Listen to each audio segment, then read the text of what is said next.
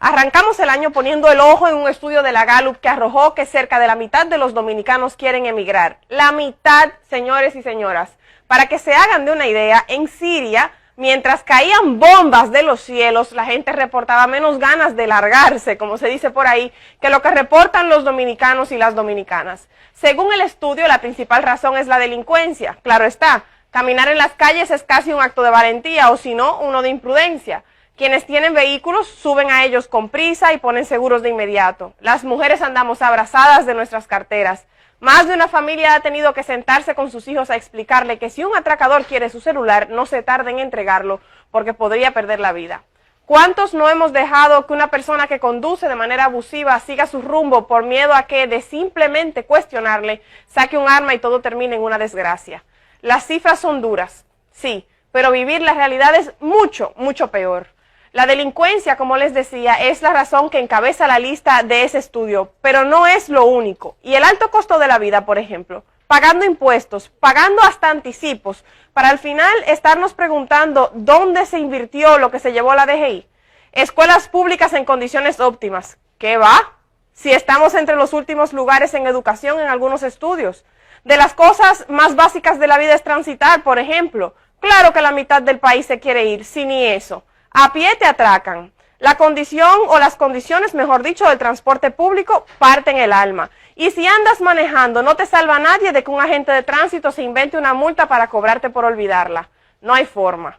Estamos bajo secuestro en nuestros hogares. Y ahí no es cualquier secuestro tampoco. ¿Quién se atrevería a dormir tranquilo sin ponerle más de un pestillo a la casa?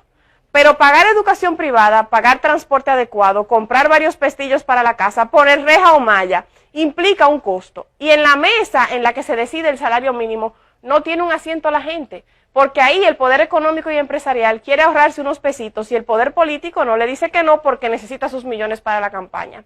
Así el salario mínimo para quienes sí tienen trabajo, que no es todo el mundo, no rinde, no da. La canasta básica en promedio supera los 30,000 pesos y en el sector privado el salario mínimo es cerca de 12,000 pesos, en el público 5,000 pesos, es decir, menos de la mitad.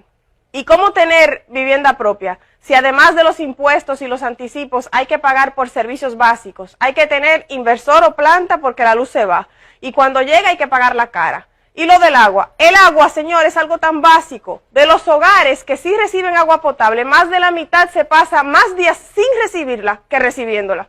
Más de medio país sin agua potable, pidiendo camiones, comprando agua, llenando cubetas en pozos lejanos, bajando y subiendo lomas para buscar agua al río. Y poner un reclamo, imposible. La burocracia en República Dominicana es un verdadero impedimento para todo. Vivir en este país es una odisea. Esta situación es terrible, definitivamente, pero quiero sobre todo resaltar la heroicidad de la gente, que se despierta cada mañana, sale a poner a funcionar su inversor, su planta, su bomba, lo que sea, y busca su agua, se alista, sale a trabajar mirando para atrás por si viene un atracador, deja primero a sus hijos en el mejor centro educativo que puede, llega a su trabajo, hace su mejor esfuerzo, paga sus medicamentos de su bolsillo, porque algunas aseguradoras se hacen las locas, como dicen por ahí, y mientras se frustra con las situaciones del tránsito o con las imprudencias en las vías, una emisora proyecta la voz de un periodista vendido, otro serio denuncia que las autoridades le escuchan las llamadas o le leen los mensajes y no pasa nada. En el Congreso no hay mayoría para aprobar las leyes que protegen a la gente, por eso no se aprueba la prohibición del matrimonio infantil, pero si se reparten unos billetes o unos carguitos, la Constitución se reforma rapidísimo. No le culpo ni le puedo culpar si llega a su casa y le dice a sus hijos que con el narco o con el rifero del barrio no se metan, que no les denuncien, que nadie los va a defender porque el policía de turno tiene con ellos un acuerdo secreto, pero a voces que quedará impune. No le culpo, imposible, porque se pasó todo el día siendo héroe o heroína y es demasiado pedirle que su valentía ponga por medio a sus hijos. No le culpo tampoco si se quiere ir, si tras tanto cada día quiere emigrar. Por eso les decía que los números como ese, de que casi la mitad del país quiere emigrar, son duros, pero la realidad detrás de esas cifras es aún más difícil. Felicidades en este nuevo año a todos los héroes y las heroínas del país por su esfuerzo, por su fuerza. A pesar de todo, a pesar de tanto, este país tiene cosas inmensamente buenas y la primerita es su gente.